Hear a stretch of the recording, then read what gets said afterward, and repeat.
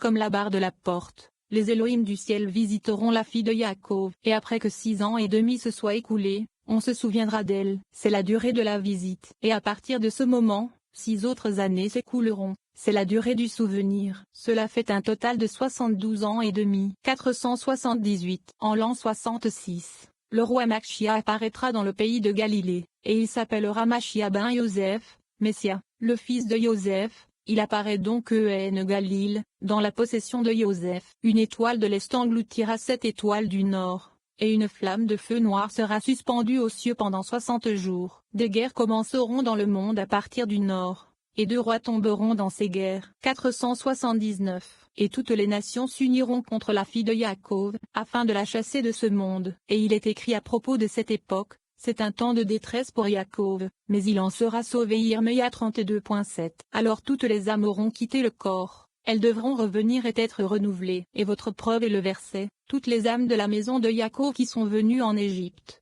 Étaient 66. Béréchit 46.2.26. 480. La 73e année, c'est-à-dire 7 ans après la révélation de Machia ben Yosef, tous les rois du monde se réuniront dans la grande ville de Rome. Et le Saint, béni soit-il, les arrosera de feu, de grêle et de pierres météoriques, jusqu'à ce qu'ils soient effacés du monde. Et seuls les rois qui ne sont pas allés à Rome resteront dans le monde. Ils reviendront et mèneront d'autres guerres. Pendant ce temps, le roi Machia se déclarera dans le monde entier, et de nombreuses nations se rassembleront autour de lui avec de nombreuses armées venant de tous les coins du monde. Et tous les enfants d'Israël se rassembleront à leur place. 481. Lorsque le siècle sera achevé, le Vav rejoindra le Hé, et on fera venir tous tes frères de toutes les nations pour en faire une offrande à Hachem. Yeshaïa 66.2.20. C'est à ce moment qu'ils seront rassemblés de la diaspora. Les enfants d'Ishmaël, qui sont la tête, aussi, les chefs, de toutes les forces de la Klippa de droite, comme Rome est pour la gauche, se réuniront à ce moment-là avec toutes les nations du monde qui ne sont pas allées à Rome et viendront à Jérusalem pour faire la guerre,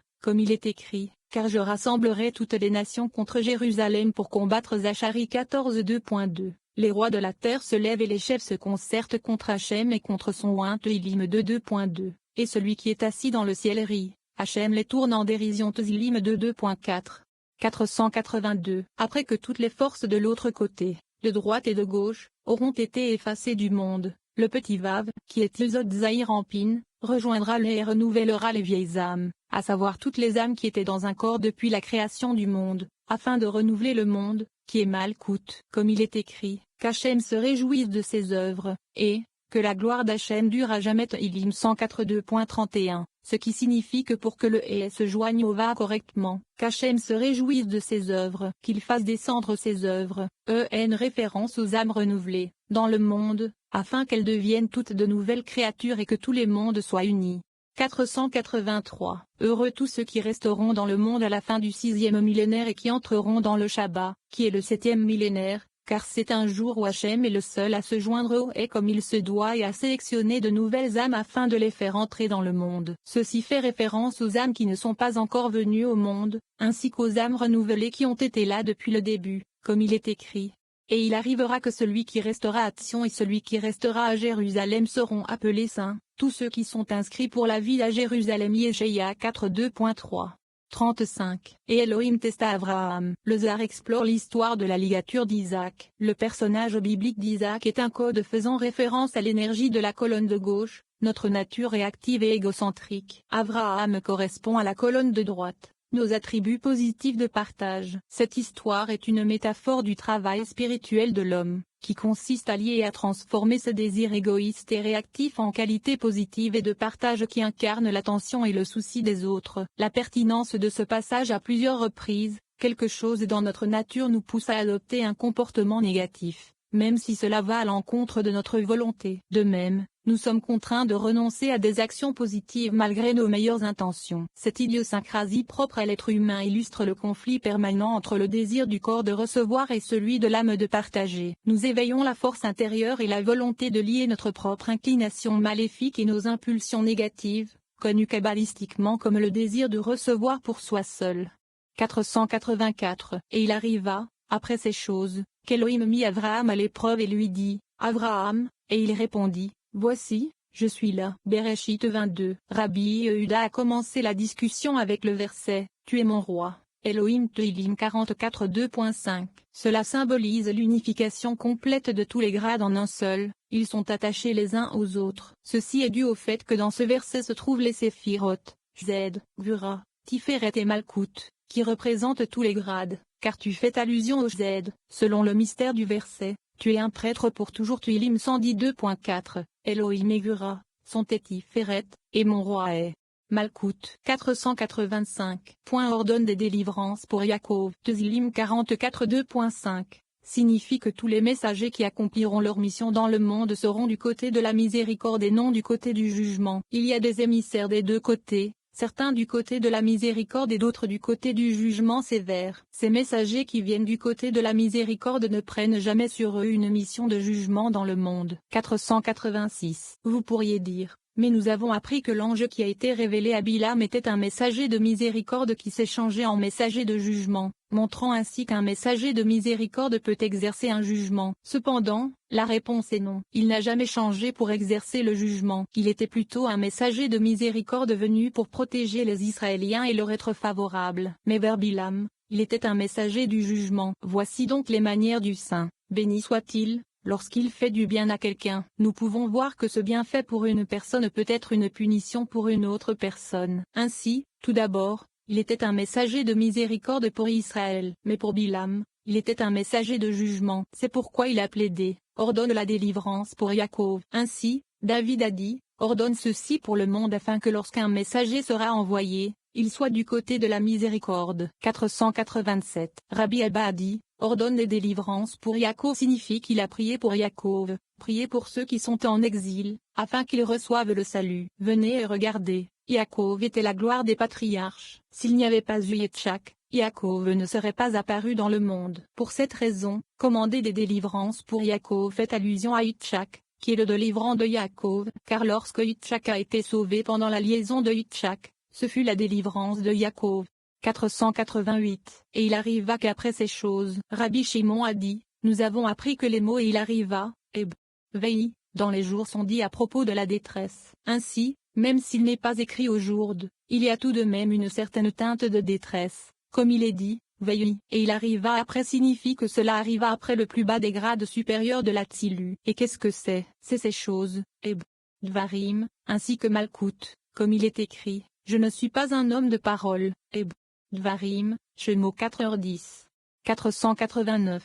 Et qu'est-ce qui se trouve après ce grade, c'est-à-dire, après Malkout? C'est une référence au mot qu'Elohim a testé Avraham, qui signifie que le mauvais penchant est venu de là pour porter des accusations devant le Saint, béni soit-il. Donc, Elohim a testé Avraham. Cette phrase doit être étudiée attentivement. Il aurait fallu écrire, mis à l'épreuve Yitzhak, car Yitzhak avait déjà 37 ans et son père ne pouvait plus être puni pour ses péchés. Ainsi, si Yitzhak avait dit: je refuse d'obéir, son père n'aurait pas été puni à cause de lui. Alors pourquoi est-il écrit qu'Elohim mit à l'épreuve Avraham, plutôt que mit à l'épreuve Yitzhak? 490. Et il répond: il faudrait vraiment écrire tester Avraham, parce qu'il était censé être inclus dans le jugement, car il n'y avait pas de jugement en Avraham auparavant. Il était entièrement constitué de Z. Or l'eau s'est mélangée au feu, Z s'est mélangé au jugement. Ainsi, Abraham n'a pas atteint la perfection avant de s'être couronné, préparé, pour exécuter le jugement et l'établir à sa place.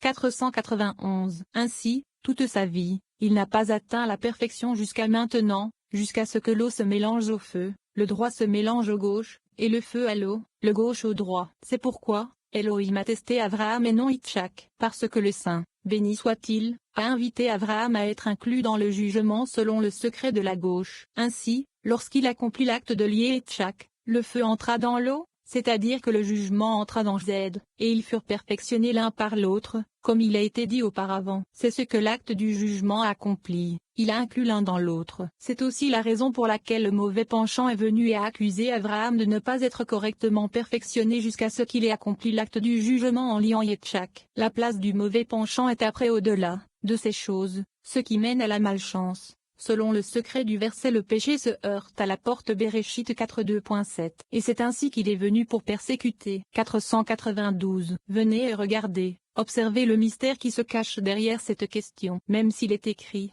Avraham et non Yitzhak, Yitzhak est quand même inclus dans le passage. Il est écrit Elohim testa, et Avraham, plutôt que testa Avraham. Au lieu d'une particule dative, il utilisait et est précis et s'applique à Yitzhak, car à cette époque, Yitzhak résidait dans la basse Gvoura, qui se réfère à la Nukva. Et comme il était lié et subissait l'épreuve du jugement effectué par Avraham, Yitzhak fut couronné à sa place en même temps qu'Avraham, et le feu se combina avec l'eau et s'éleva vers le haut. Et Avraham avec le Z s'éleva jusqu'au Shoma, et Yitzhak avec la Gvoura s'éleva jusqu'à Abina. Alors la dispute fut réglée correctement, car ils firent la paix entre eux, car le feu et l'eau furent combinés et devinrent inclusifs l'un de l'autre.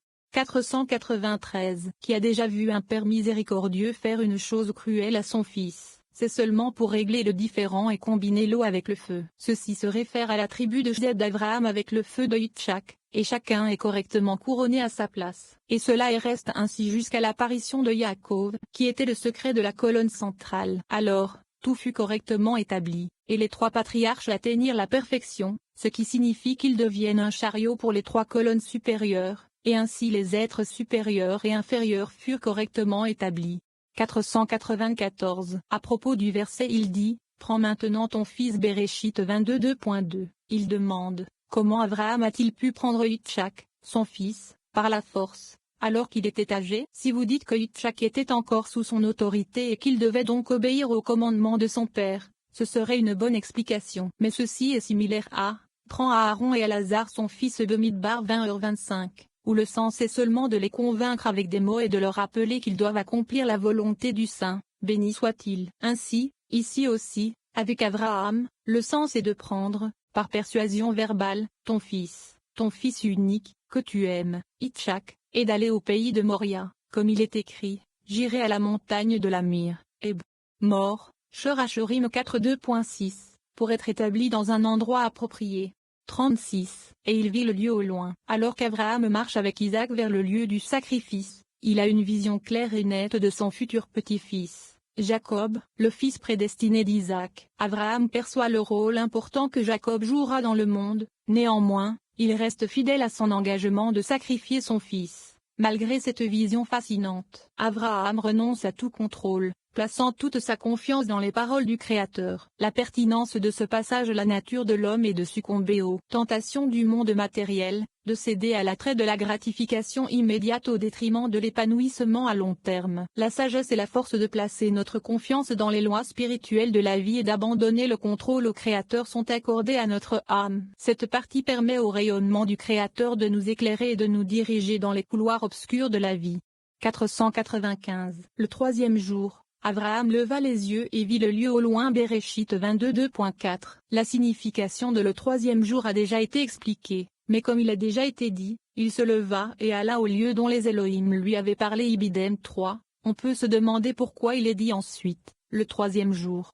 Et il vit le lieu au loin. Que nous apprend cette répétition? Il répond, il est écrit, car c'est en Yitzhak qu'on appellera ta postérité. Béréchit 21h12. Parce que Yaakov est issu de lui. Yitzhak est le secret de la colonne de gauche, qui n'a pas d'existence sans la colonne centrale, qui est Yaakov. Et, il est appelé le troisième jour, parce qu'Avraham, Yitzhak, et Yaakov sont le secret de Zed, Gvura, et Tiferet, qui sont appelés 3 jours ainsi. Yaakov, qui est Tiferet, est équivalent au troisième jour. C'est pourquoi il a cherché Yaakov, qui est la cause de l'existence de Yitzhak. 496. Les mots, et vit l'endroit au loin, sont similaires à, de loin, Hachem est apparu, Yirmeya 31:2.3, qui est le secret de la colonne centrale. La phrase et il vit l'endroit fait référence à Yaakov, dont il est écrit, et il prit des pierres de cet endroit. Béréchit 28:2.11. Ainsi, Avraham regarda dans le troisième jour, qui est le troisième degré, nommé Tiferet, et là il vit Yaakov, qui devait sortir de lui. Mais au loin signifie à un moment éloigné,